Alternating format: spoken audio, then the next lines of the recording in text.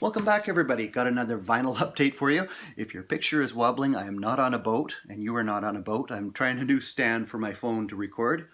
We'll see how it works. Got a new vinyl update for you. Quite a bit of finds, probably at least 2 videos, maybe even 3. So I'm going to try and keep each one a little more concise and maybe come at you a little more frequently as a result. First off, I'm going to start off with a roundup of recent thrift finds. It's been a pretty bad year so far, probably one of the worst in memory, but I had some finds just yesterday. Haven't really listened to these yet, but I found this CD. It's kind of interesting. Radio Freedom on the Rounder label. This is from 1996. This is compiled from radio broadcasts by the African National Congress in apartheid-era South Africa. They were in exile in countries like Zambia, Ethiopia, and broadcasting revolutionary messages into apartheid-era South Africa, where it was apparently a jail sentence to be caught listening to this. So that should be interesting, kind of an unusual find. I had quite a haul of folk records again yesterday. Ian and Sylvia. I have most of these already. I think there's like one or two I didn't have, but such clean copies that you don't usually find these 60s folk records in that I couldn't resist. I got to go through them and see which ones are upgrade copies. But I got Ian and Sylvia, Early Morning Rain. These guys always took good covers. Very photogenic couple. Vanguard, of course.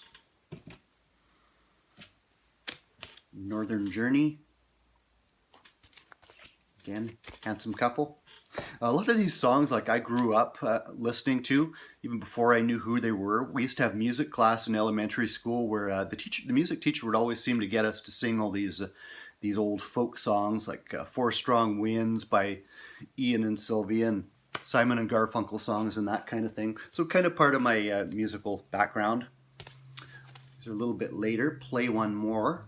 A little bit of cover wear, but the vinyl on these are as clean as I've seen. Came in a nice sleeve, so they've been well cared for. It's from 1966, that last one I think, and this one's from 1967. This is one I definitely did not have. So Much for Dreaming. And just look at those covers. Very striking. And again, on Vanguard, of course. At another stop, another thrift store about a week or so before, I found another one by Ian and Sylvia with The Great Speckled Bird, which was a band they formed to explore more of a country rock sound in the later 60s. You can see them live on the Festival Express tour, which is on DVD. And this is one I did not have, from the early 70s, 1972, I think. Cover's kind of coming apart, but other than that, it's in pretty decent shape. 2i Columbia. I have the self-titled one already with just called Great Speckled Bird. So I think my Ian and Sylvia discography is getting pretty close to complete. There's maybe 1 or 2 at the most of the later 60s, early 70s ones I might be missing. Another stop, I found this one, super nice condition. Tito Puente, My Fair Lady Goes Latin. As the title suggests, it's songs from the musical My Fair Lady in a Latin style. On the Roulette label, always love that label. And just fabulous stuff here. A couple of songs I could see almost being sampled. They have almost a funky kind of feeling to it. Lots of Latin percussion.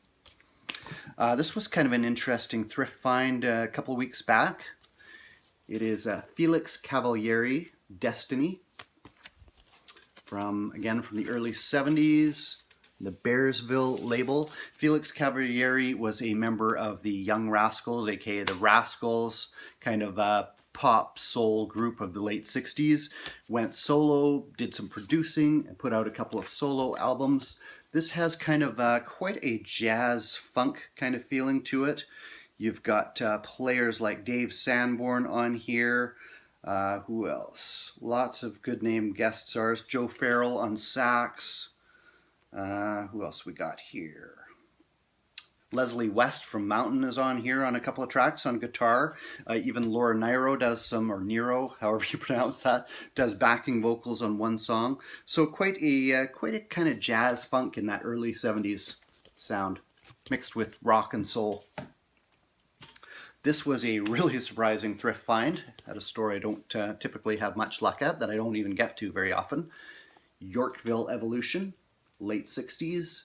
This is a various artists compilation.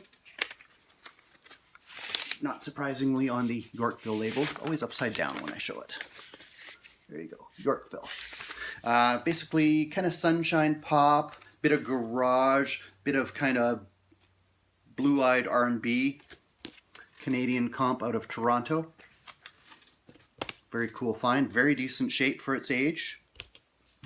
At the same time, at the same place, I found another kind of related comp. This group is also on that album. This one's in not as good condition. I almost left it behind. I felt bad leaving it there, so I ended up taking it, and it ends up playing fine.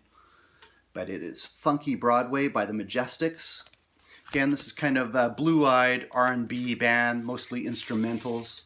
It's on the Canadian Arc label. You got covers of Etta James's Tell Mama, James Brown's Cold Sweat, Piece of My Heart, best known by Janis Joplin, Hey Joe, and Soul Finger. So just cool late 60s R&B, kind of Booker T and the MGs kind of sound. Last thrift find I'm going to show just the other day. Live one, Herb Alpert and Hugh Masekela, Main Event. I have another LP they did together. A&M, 1978. Mix of styles on here, mix of sounds. The ones with the Moza Jonas Gwangwa, I can't quite pronounce that, on trombone have the most pronounced African feeling, kind of exotic sound. Pretty good stuff. I pick up anything with Hugh Masekela's name on it these days. One mail order find. It's a new one. John, 6-inch pianist, has shown this one. Couldn't wait to get this one. Finally arrived. This is Nat Birchall, Sounds Almighty. It's a new release, 2018, out of the UK on Tradition Disc label. This is Roots Reggae Instrumentals. Nat Birchall is better known for jazz, I think, but he has a strong background in reggae. He's a UK artist. Plays tenor sax, bass, drums, organ, percussion, piano, melodica, but mainly sax. Bit of a jack of all trades. Nat Birchall, Al Breadwinner is kind of the mixer on here and co-producer. He is known for recreating the classic dub sound of Jamaican reggae in the 1970s and putting out new music like that. I have another album by him under the group name The Breadwinners, Dubs Unlimited. Just classic dub sounds out of the UK. That's from 2012. Had that already. But nice one from Nat Birchall. Just bringing forward into 2018 the classic dub sounds of Jamaican reggae in instrumental fashion. Kind of shades of the Yabby U instrumentals and just that roots instrumental kind of sound of the late 70s. Excellent LP. If you got it, I got this through Bandcamp, which means you get the digital version, which has some extra tracks. So instrumentals followed by dubs on here. Went downtown on a recent record digging trip and hit some record stores, found some things there I'll save for another video. But I went and saw my friend who works for Light in the Attic Records, and I picked up a few things from him. First off, I got one 7-inch, also on the reggae tip. This is Althea and Donna with their mega hit Uptown Top Ranking on the UK Lightning label, 7-inch single. This was a huge hit. It was kind of broken in the UK by John Peel, who played it on air. It was their answer record to a song called Three-Piece Suit by a DJ named Trinity. It was kind of them just sassy talking him back and became a surprise hit. The rhythm track itself was based on an Alton Elton song called I'm Still in Love with You, redone in a later 70s style. Classic hit there. Did not have the single of that one. For my friend, I also got this Long Time Want, Cyrita, debut album from 1972, not on the Mo West label, which it appeared on in the US, but the classic Canadian Tamla Motown label. Been looking out for this one for a long time, never see it around. Happy to get this from my friend. She was recently divorced from Stevie Wonder at the time this album was released. They were only married for about 18 months, but collaborated very heavily. during that time and afterward. Stevie's very involved in this record, as is the production team of Robert Margouleff and Malcolm Cecil, aka Tonto's Expanding Headband. Brought that synthesizer funk sound to Stevie's albums around that time, and that sound is also on this LP. Lovely songs by a lovely lady. A couple of reggae finds from my friend. One 12-inch single, U-Roy with Brent Dow. Brent Dow was a member of a group called the Melodians. They recorded a song called Rivers of Babylon for producer Leslie Kong. It was a huge hit for them. It was later redone by Boney M, who kind of changed the lyrics around to take out any overtly Rastafarian references and turned it into a smash pop hit. The Melodians never saw any money from that version. This is Brent Dow after the split of the Melodians doing a new version of the song, Rivers of Babylon, on the TR International label. Mid-70s, I think, 76, 77-ish, for producer Tony Robinson, who produced a lot of the Virgin reggae releases at that time, the late 70s, and U-Roy DJs on the flip side. So nice piece to pick up there. Last one I'm going to show you is a very special one that my friend had. I'd seen him with this at a local record show. I kind of had my eye on it. It just came in this kind of plain sleeve.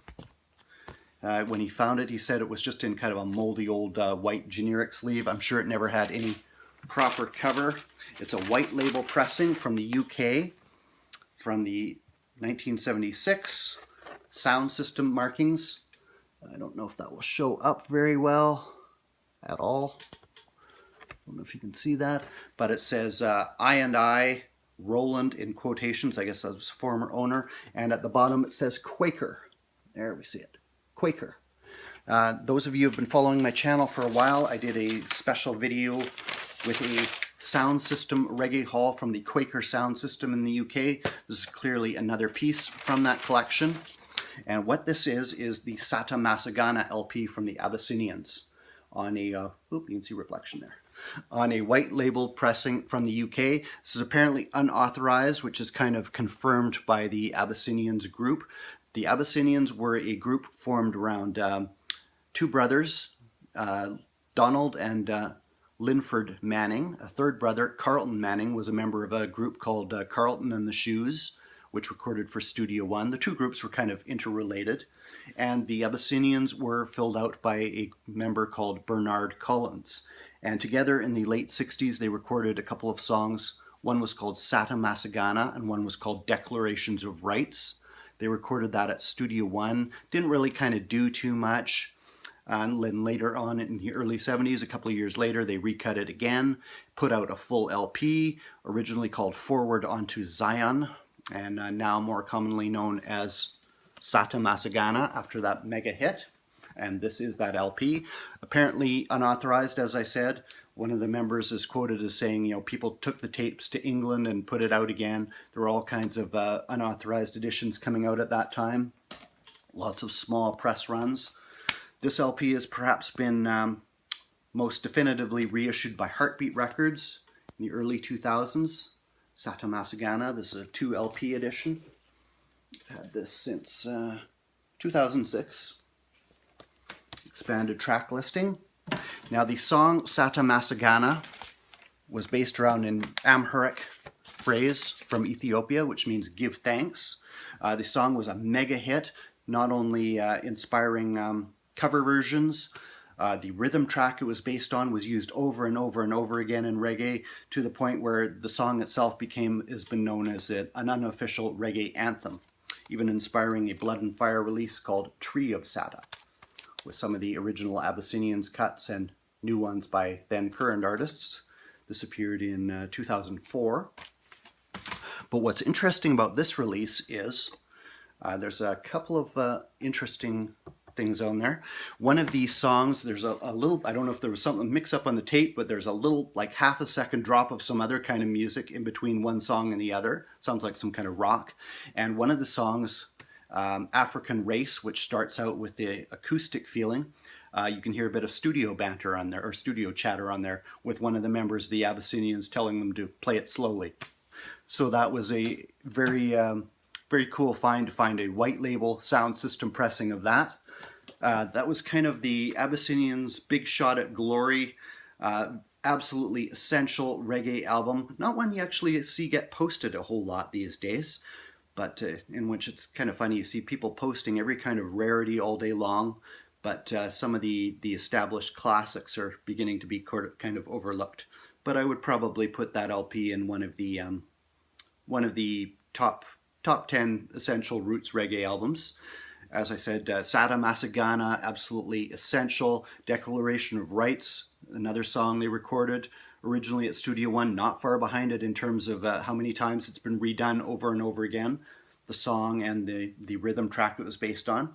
The Abyssinians, shortly after this, came back with an LP for Virgin Records called Arise. Didn't quite hit the same hit heights as Sata Masagana.